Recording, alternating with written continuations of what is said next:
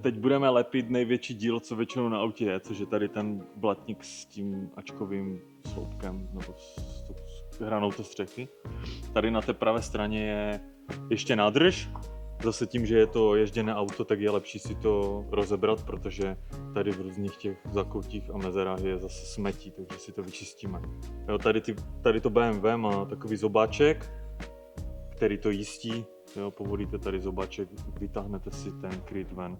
Je to dobré vědět i kvůli toho, že ve chvíli, kdy to auto potřebujete si namíchat barvu a nemůžete najít číslo té barvy někde na tom autě, tak když dovezete do prodejny barvy, laky, víčko nádrže, tak oni vám to přes spektrometr napípají a zjistí, jaký kód barvy je. Tady u toho se dá vytáhnout tady kolem těch oken, toto drží jenom na takových sponkách.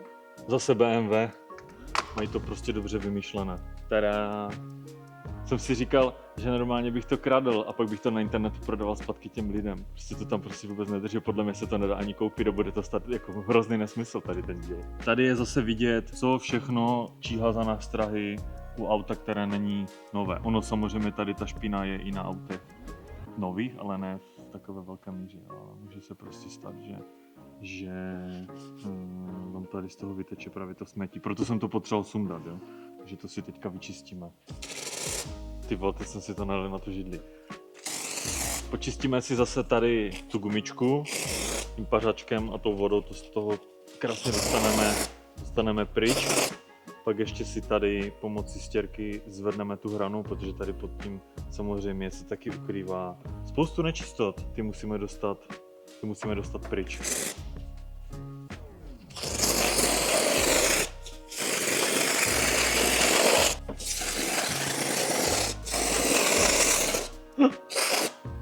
Nebo nevíš, základu a pak už to Chci moc mordovat to těsnění, no. Tam je. Si projedeme ty mezery tady. Drogy. Staňte se rokovou hvězdou a budou vám je dávat zadarmo. Takže nekupujte si jídlo, staňte se fotografem a kameramanem a budou vám to jídlo dávat zdarma. Z nich řekl, že je americká. Kterou si vyberete? No tu americkou. A proč? Protože je lepší. Tady u toho BMW je trochu blbé, že to těsnění toho okna je tam vlepené a nedá se to oddělat, že aby se to nezničilo, tak tu hranu té folie budeme prostě muset dát těsně k tomu. Nedá se to dát pod to. Jsou auta, kde se to dá pěkně zahnout. Tady třeba ta střecha, tak ta je pod tu gumičku zadělaná, tak aby to nebylo vidět, ale tady to nedáme, to dáme tady a tady to přitáhneme pěkně přes to. Tak máme to odmaštěné, nachystané.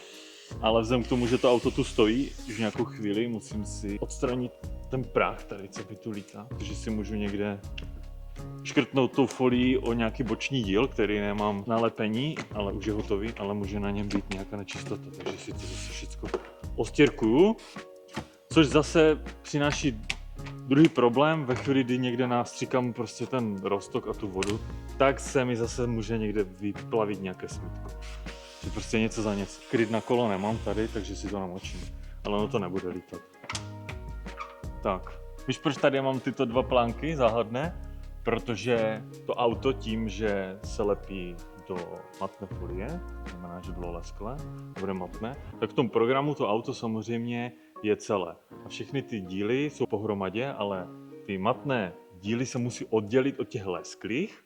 To znamená, že ty velké plochy, modré, budou matné, ale ty tmavé plasty, černé, všechny ty okenní, lišty, prahy a tady tyhle další věci zůstávají lesklé černé. Takže se musí v tom programu na to řezání odseparovat v podstatě ty lesklé věci od těch matných. Takže tady je nachystaná ta matná část a tady je nachystaný ten zbytek, kdy jsem vlastně odděloval ty lesklé věci. Jenomže tím, že těch věcí není moc a už potom na sebe nenavazujou, tak se použije v tom programu takzvané automatické ukládání. A tohle mi udělá tady tento chaos.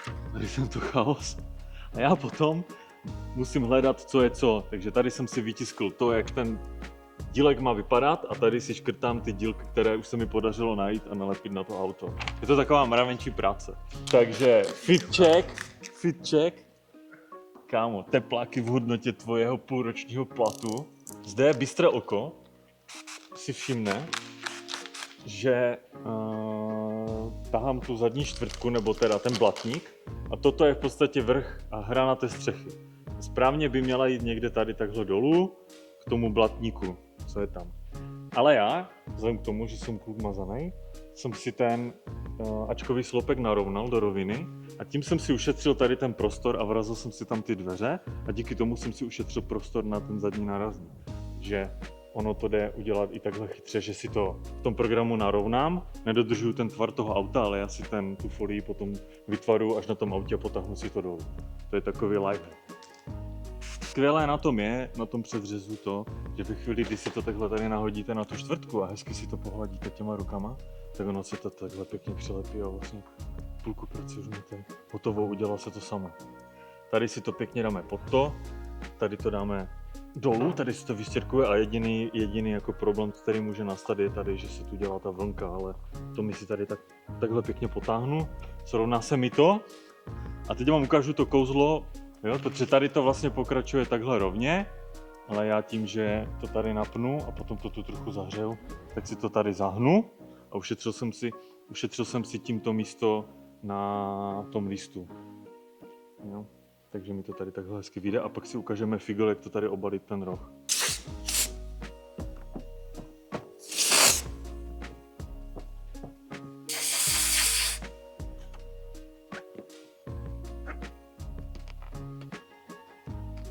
Jsem to tady dost zvětšil. Tak mi tady trošku překáží to světlo. Jo, jak to zahřeješ tou parou, vytlačíš z toho ten roztok, tak to krásně drží. Si to pak jenom zaříznu. To taky bude vlastně strkat pod to těsnění. Ještě tady.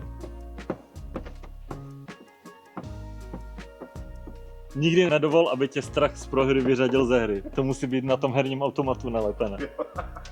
Tady, tím, že jsem si to takhle hezky potáhl tady dolů, tak jsem zlikvidoval ty vlny. Jo? To, co jsem předtím říkal, že tady může vzniknout vlastně jenom jeden jediný problém. Není tu ani žádné smetí z nádrže, všechno je pěkně čisté. U té satiny prostě se vyplatí mít v ruce ten pařáček, ona to má prostě ráda. Pak to pěkně lepí.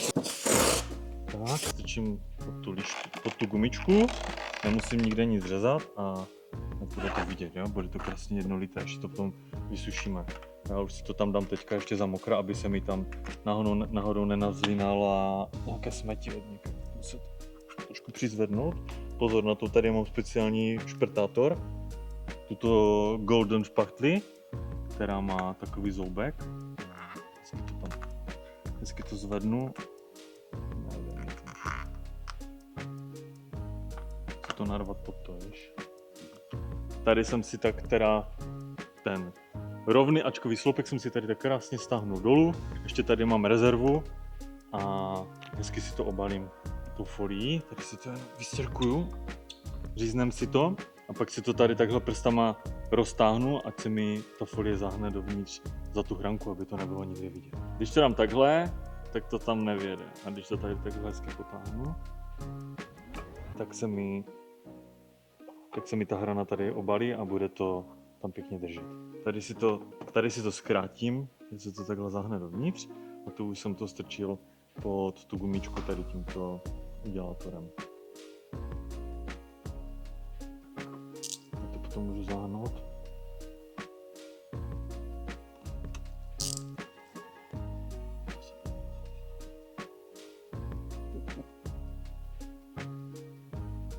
Teď to uškubnu a roztrhnu to. Ale já ti to na mé pošlu takhle, jak jsem to sundal, na mé i s těma normálně i s těma chlupama. Teď to roztrhnu. Roztrhnu to nebo to neroztrhnu? Tady to roztrhnu na konci. To dobré. Toto nie je sranda, pozor. Dívej se, to je normálně chirurgicky přesný. A zatím to teda ještě neumím bez dívání. Zastavková věc.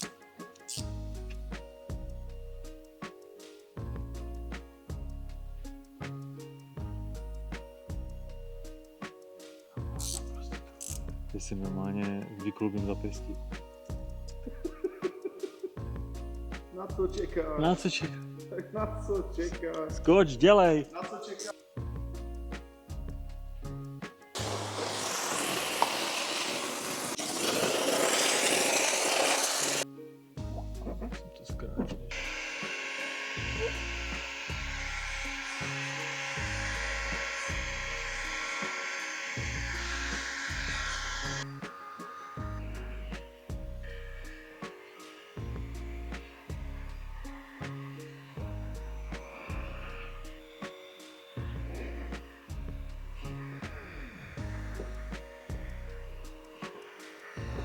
Tak zadní blatník máme kompletní, už zbývá jenom nasadit víčko, ještě ho zalepit do matné folie a můžeme se věnovat dalším dílům, které potřebujeme polepit.